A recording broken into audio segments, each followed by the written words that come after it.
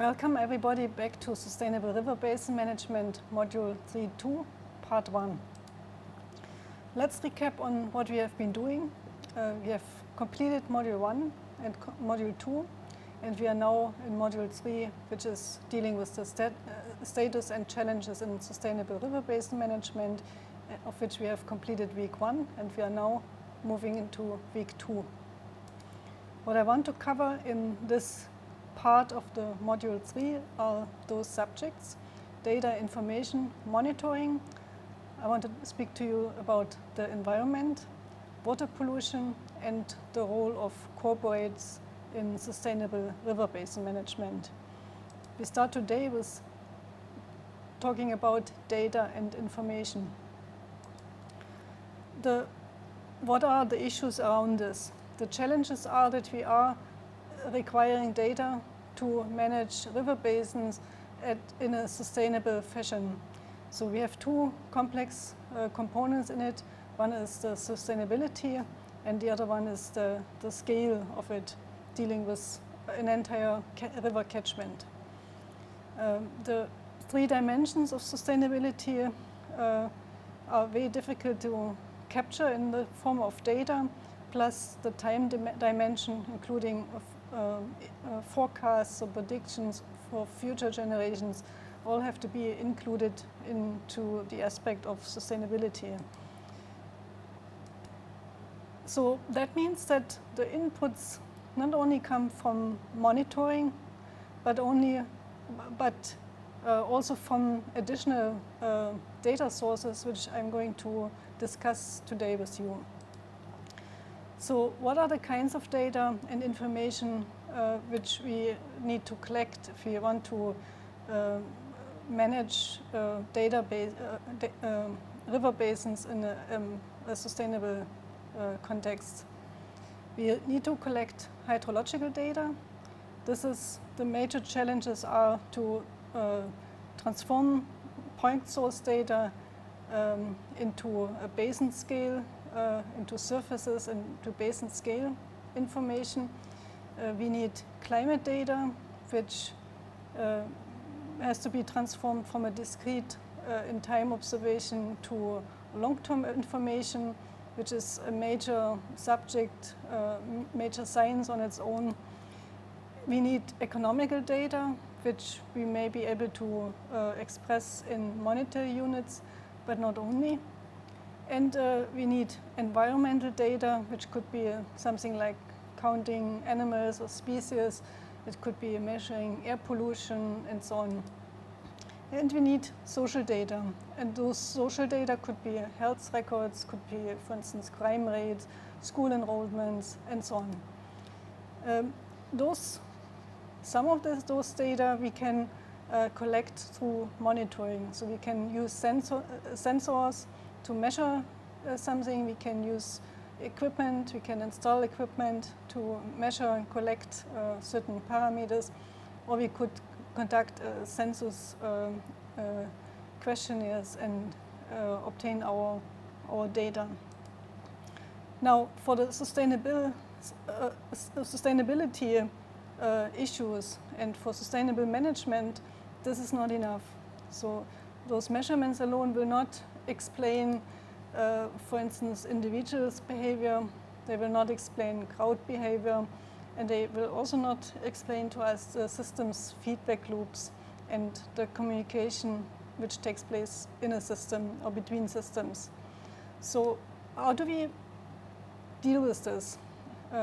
We have talked about hydrological models previously, and there are a number of models aiming at a more holistic, wholesome approach to sustainability, but all of them have their limitations in terms of applicability. And this is in terms of scale, in terms of land use, whether these models are able to capture aspects of a balanced inputs from social, from hydrological, economic environments, or from the environmental sphere as such, from ecological spheres. So many of these models can handle one or the other, or are strong in a few of these components, but not able to capture all of these components equally. Examples of such quite useful modeling software is I want to give you here. For instance, the water evaluation and planning tool, the soil, water and assessment tool called SWAT, the sustainable urban drainage systems tool, agent-based modeling, life cycle analysis, systems thinking tools or software, for instance, Stella, which all are applied either at certain scales, like an urban environment or more rural environment, agricultural context, or a more social context, but many cannot actually answer or provide answers to all of these sustainability dimensions. Now, let's look into the data and data analysis. And typically we classify our approaches into two ways. One is the quantitative analysis. We also usually set this equal to what we call hard science, or the natural science. It's a measurement. It allows us repeated measuring of one and the same parameter. We can apply statistical tests. It's supposed to be repeatable and objective. There are limitations to that as well, but this is what we generally assume. Whereas the other side of the analysis is called a qualitative analysis, which often is set equal to the term soft science. It works with perceptions, it works with opinions, behavior, how something is, how people act, what people believe. And those things are usually not repeatable. It's context-driven very much. It depends whether we interview large groups or what the mix of people is within such an interviewed group, and so on. The outside circumstances play in as an important role of influencing our outcomes of this. So this is very often very difficult to capture, very difficult to maintain against the typical approach of the hard science measurements. But this is what we have to build in when we want to understand where we can change something, influence something towards sustainable river basin management. Now let's look into the qualitative research. And this is basically starting or departing from understanding communication. We usually, when we communicate, there will be a sender. I'm a sender right now. I'm transmitting a message. And there will be a receiver. You are, for instance, one receiver right now of the message that I'm sending. So, and then something else happens in between, which means that the message that has been sent here will not reach exactly the same way as I perceive it. It's the way I believe I'm sending it. It will not be received in the same way. So some transformation is taking place in between, and I'm just calling it a filter. And this is very much depending on the readiness to receive, first of all. The person here on this side has to be willing to receive a message, must be available to receive the message. First of all, that receiver must also be in a position to receive. I could speak in a language here that will not be understood on the other side, and this I could be speaking English as the receiver is understanding English, but just the way I'm speaking, my scientific way or layman's terminology may not enable the receiver to understand, to actually receive my message. So ability could also be because of different levels in literacy, that the message will not be received actually by the receiver, although the sender made all the good attempts to transmit the message. And there are presumptions which influence how the receiver is going to receive the message. The receiver has some knowledge already, the receiver has some cultural background which influences how he or she is going to receive the message sent. This could be also driven by certain cultural aspects of what you assume what the other would be doing or what the message is. Although the message is being said this way, the meaning of the message might be interpreted in a completely different way depending on maybe the sender and the relationship between the sender and the receiver. So this means that there will be a feedback loop between the sender and the receiver, and there will be also a loop from the receiver back to the sender. And that feedback loop could be non-verbal, but it could also be verbal. So if we would be in eye contact right now, we would be able to have a non-verbal communication.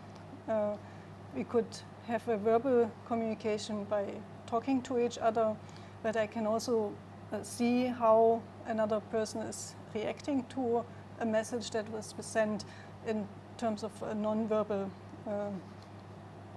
response. On the other side, the way I'm sending a message, my non-verbal communication will also influence how this message is going to be received on the other side. Now, this means that along this track here, a transition takes place, and this is very often also including a transition from a fact to a non-fact communication. Not only a factual message could be sent here, but through these non-verbal communication patterns, I'm also able to transmit at the same time a non-factual message which may change how this message is being received and vice versa. And very often we also see a change from an objective to a subjective transmission and communication. So this is very important when you collect qualitative data and when you analyze qualitative data. Let's look into this. How could you avoid influencing what happens between another sending person or group of people and the receiver? The technique is called silent observer, that has been applied to understand and to capture what is going on between a sender and a receiver. This means that as a silent observer, you have to project yourself outside the scene, which is often very difficult for a researcher because you very often get drawn into a situation. You may become emotionally influenced, or you have your own background, your own cultural presumptions bringing to the stage already. So that is something you should avoid by forcing yourself outside the scene. And this is used to collect insights from the non-verbal communication.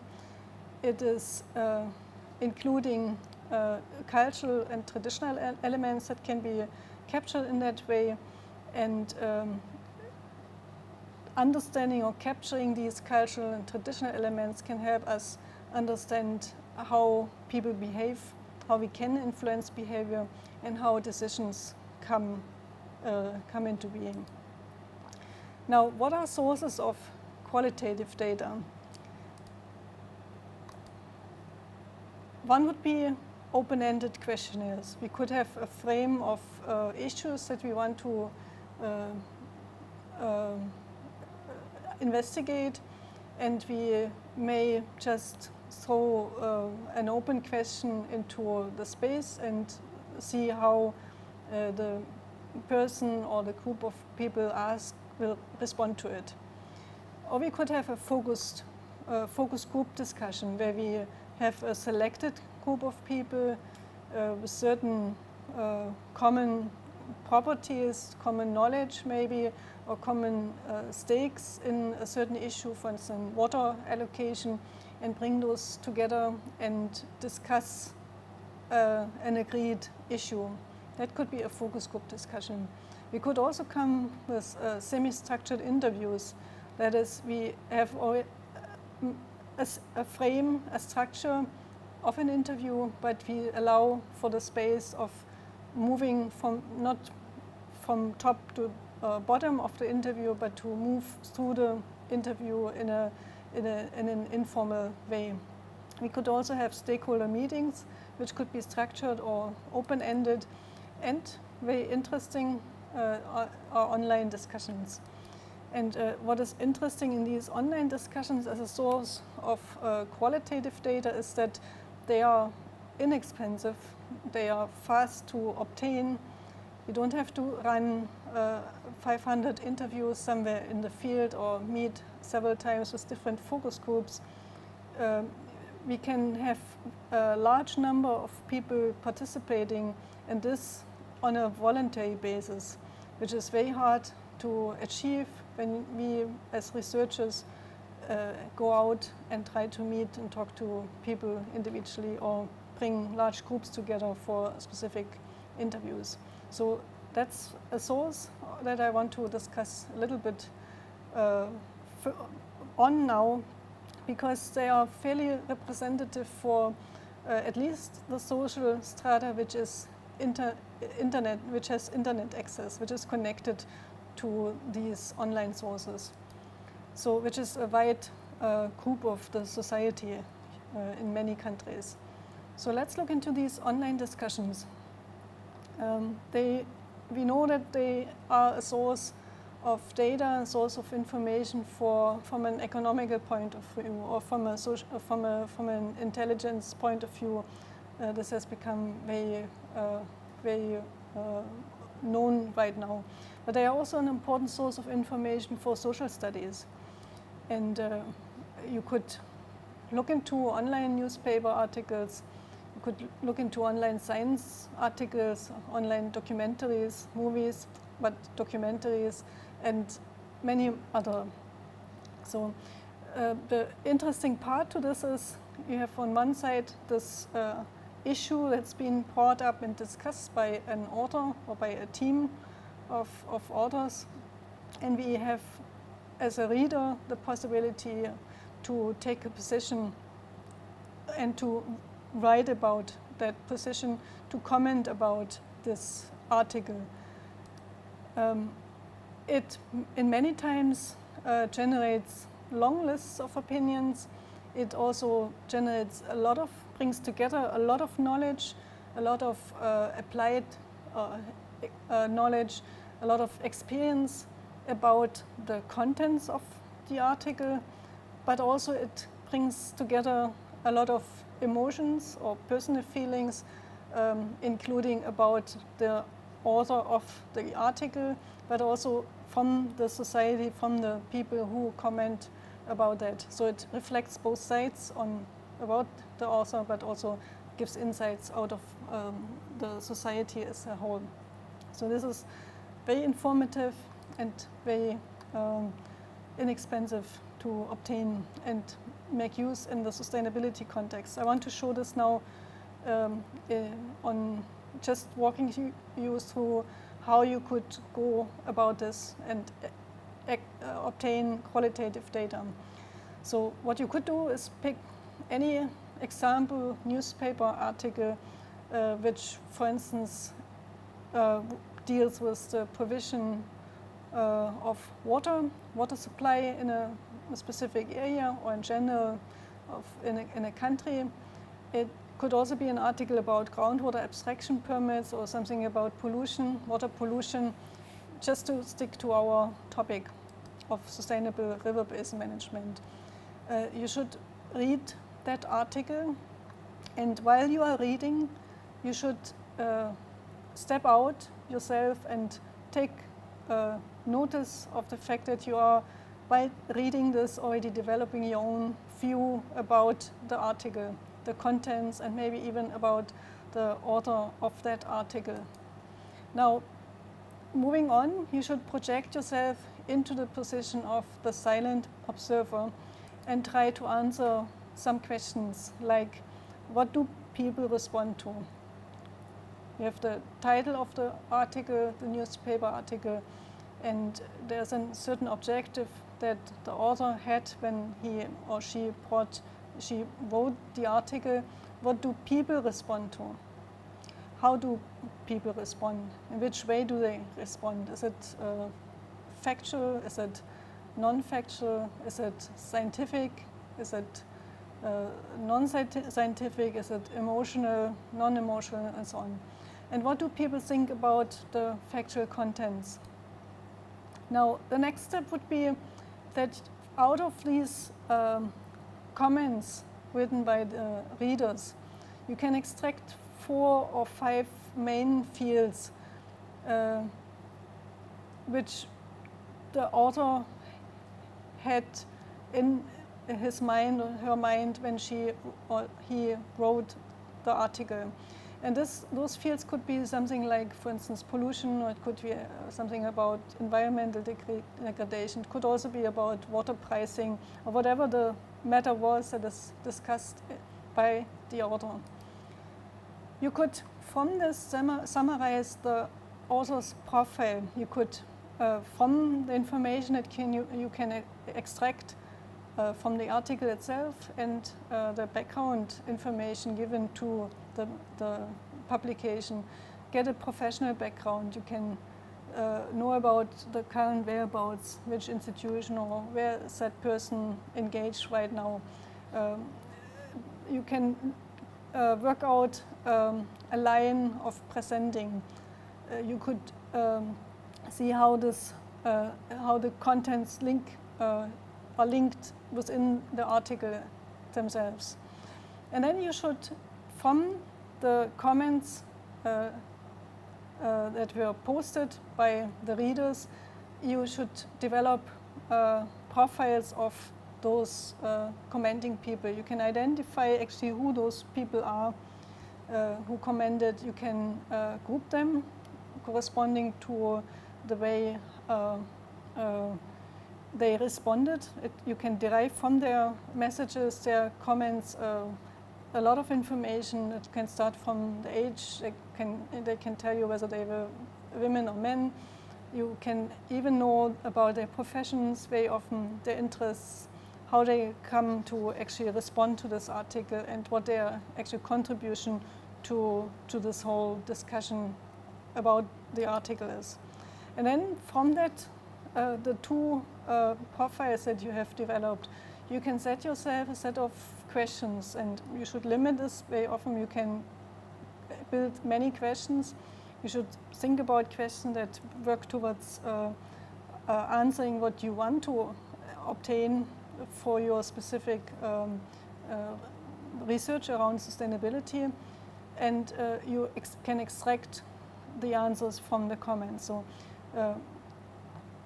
you can check and identify what the groups of people that you found actually say about, for instance, the importance of river restoration or the importance of these environmental degradation issues that you identified earlier. And this you can trace and put into a classical analysis framework. You can classify those responses to your questions and statistically analyze them.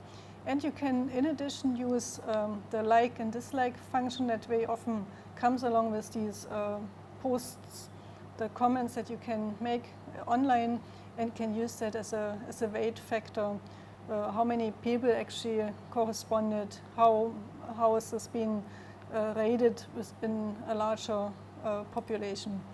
And then you can visualize your findings in charts. For instance, you could, in addition, add complexity to it by designing different questionnaires or different groups of questions for different groups of people that you have in your stakeholder group. We call that a stratified sampling. Now, the results of this can be ranging from very simple analysis to quite complex cluster analysis to complex statistical methods. You could also simply visualize this information then in charts, and very practical in this context for qualitative data are spider diagrams, which would require a normalization, and also very often it is useful to be able to include a weight.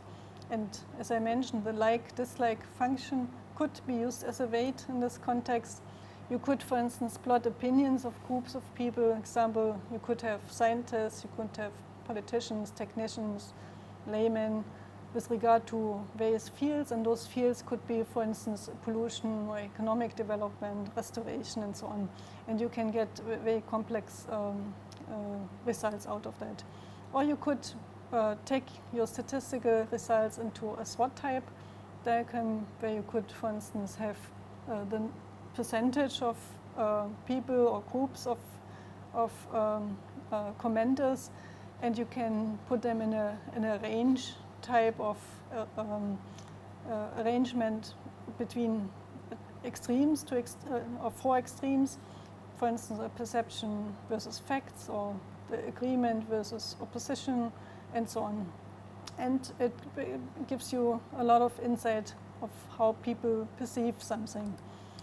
And you could also simply use a scatter diagram, which would give you a response to who actually responded to your questions that you wanted to get answered. How did people actually respond to that? And in qualitative analysis, the non-response as well is a response. It also transmits a certain message whether people respond to something or not. Now, you can exercise this for yourself. It's not an assignment as such, but we can discuss it on the forum if you have more questions, and I see you next time again.